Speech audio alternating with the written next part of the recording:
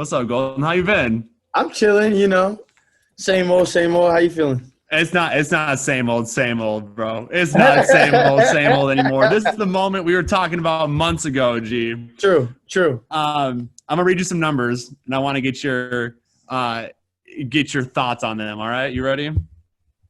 Yeah. 25 million plus streams. Top 10 at pop, hip hop, top 20 at alternative radio, 30 million video views, double XL freshman 2020. That's all for you, man. When you hear these stats, what's going through your mind? I don't know. I've never really been one to get excited by the numbers unless it's money. It's more about like the personal fulfillment, like the achievement, like that double XL, like that makes me really happy because I know 16-year-old me would have been like, yo, that's super cool. And like the streams, like it's not the fact that like, yeah, I got all these numbers, but it's more like, yo, 25 million people are actually listening to my songs. Like that's crazy to me. So I'm very happy about everything though. Bro, those streams, it might be because the songs are so short, dude. We're still playing City of Angels and Mood, right? But then people calling like, wait, did you press a button? What's wrong? And like, play it again. So we got to play it back to back. So people in Minneapolis going crazy. I'm glad they like it. They're all, both of them, man. So in our last interview, we spent a lot of time talking about the moment, right? The water was reaching a boil. It was getting there, but we never talked about the genesis. And I remember after the interview, I was like, we never talked about how Golden became 24kGoldn. So I want to hear, your recanting of the origin story all the way back to Dream Team SF. I need to know your favorite kicks and how that influenced your moves now. All right. So on my 13th birthday, I went to a sneaker store a couple blocks away from my house, which, as you know, is called Dream Team SF. And on that day, I bought some shoes. It's kind of like a casual day, but I met the owner, and his name was Paperboy. And as time went on, we started building like a really good relationship because I would come with him to like sneaker events and help him sell shoes and stuff like that. So he became a big bro mentor figure in my life. And when I was a little bit older, a sophomore in high school, I said, yo, I want to start rapping. And he's like, well, we got a studio upstairs, so we could do that. And I started making music, put it on SoundCloud, sent it to everybody at school, came to school the next day, and people were listening. And from there, it's just the hunger grew, and I kept learning and wanting to make more music and figuring out my way to get music everywhere. And by the time I graduated high school, I had a full scholarship to USC, so I was able to go to LA and get seen by the right people on the internet and have everything just kind of line up perfectly. And now we're here. I don't know. There's a lot of steps skipped from there to here, It depends how much time we got, man. I could go all day. No, I know you're making the runs today. We got 10 minutes. I was like, last time we had a half hour. What's happened? That's how you know the price went up for real. Oh, I love it. Man, what shoes did you get that first day? That pair of kicks changed your life. Yeah, first day I didn't even buy shoes. I bought some T-shirts, but I know Paperboy had the Galaxy foam posits on, which is like, especially 2013, like those were the ultimate sneaker, like the god sneaker shoes. So just for me to see him wearing those casually, I was like, whoa, that's a dream of mine right there. And someone that coming from my neighborhood is living out their dream, which is my dream. That shows me, I can live out any dream I have.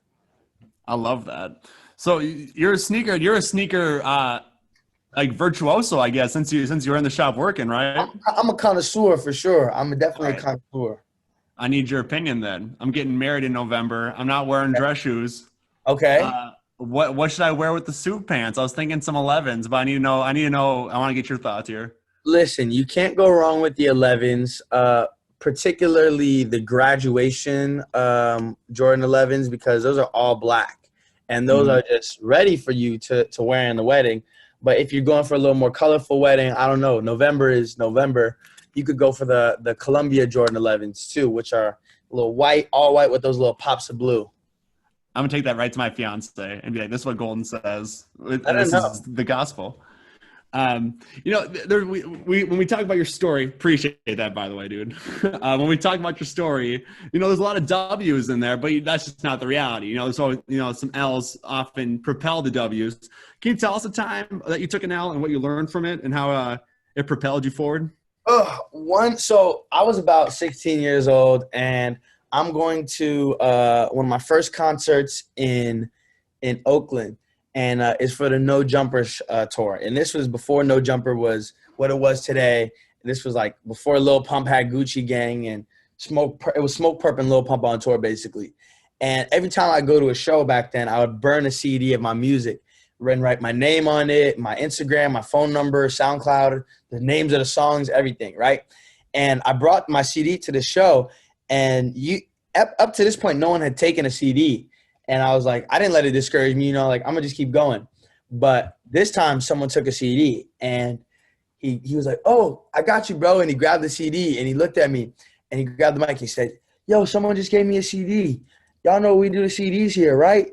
And then he smashed it on the floor and stomped all over it. And I was like, oh, that sucks. But the good thing about that, and kind of the funny, ironic part about that is he ended up DMing me, not even realizing it was me, House Phone, who was the guy that smashed the CD, like 3 years later, like a month ago, and being like, yo, I heard your music, it's fire. And I hit him like, yo, I remember when you smashed my CD on the floor when I was 16. So that was like, he was like, damn, like that actually taught me a lesson, like to be nicer to people, because you never know, what's going to happen to them. And you should, you just be nice to people. That's incredible. Well, that story is wild. He probably felt like an idiot, especially when moving now. Do you think that experience propelled you into the digital space to really dominate with the funny videos and the viral nature of what you do? It's really easy to share, and it's really easy to root for you. Do you think that kind of pushed you in that direction? Yeah, I think it's just like I felt like I wasn't getting love in my home. Like I was getting love, but like I wasn't getting as much love as rappers that were worse than me. And I was like, I make way better music. How come I'm not getting these blog posts and this same support? So I turned to the internet, because the internet is way bigger than anybody's hometown, and I was able to build a fan base of people that appreciated not only my music, but me and the personality that I have. Man, it's infectious. I love it. And that's why it's so magnetizing about your story is that, and what you do, it's just real, it's authentic. And and we can see that in the numbers and the results. 2020 has been a tough and taxing year through and through, but you still found a way to, break through and grind and bet on yourself. You've done that your entire career. So I guess this year is no different in that regard. Yeah. But you turned hype into tangible results. You know what I mean? So I know right now there's some 13-year-old in Minneapolis learning City of Angels and Mood on guitar and wanting to propel that, which is just, one, is the coolest thing ever.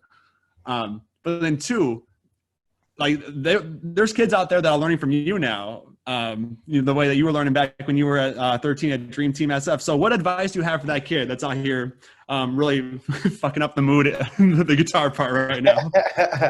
Whether it's music or fashion or acting or modeling, whatever it is, your passion, or science or reading or writing, like literally whatever it is, to all the kids out there, don't let anybody tell you that you can't do that, because I am living proof of a dream become reality. Like if you love something and you work hard enough at it and you keep learning and you keep growing and you don't give up, you don't go to jail, you don't have any babies, I promise you, your dreams can come true. I love that. Man, I'm with it. In our prior interview, you talked about soft skills you learned in business class that you learned right in the intro, or that you already had, that you applied to your life. Well, what's a soft skill that those, while they're pursuing their dreams, they can kind of employ that you've done? Because you've done a great job marketing yourself, and that's like, that's 75% of the game. I would say a soft skill is kindness, like not taking things personal. Like 99% of the time, however some way that someone acts to you or reacts to you, it doesn't really have anything to do with you. It has to do all with them. So if you're able to not take things personally and not let that get in the way of creating great things, or communicating to talk it out, your life is going to be a lot less stressful and you'll be a lot happier. That's facts. I love it. All right, dude. I'm gonna let you get back to the promo run. Stay up, all right? When you're in Minnesota, meals on me, all right? I got you, okay? Hey, Les, I'm with it. Good to talk to you again. All right. See you, Golden. Peace, Jordan. Appreciate it, bro.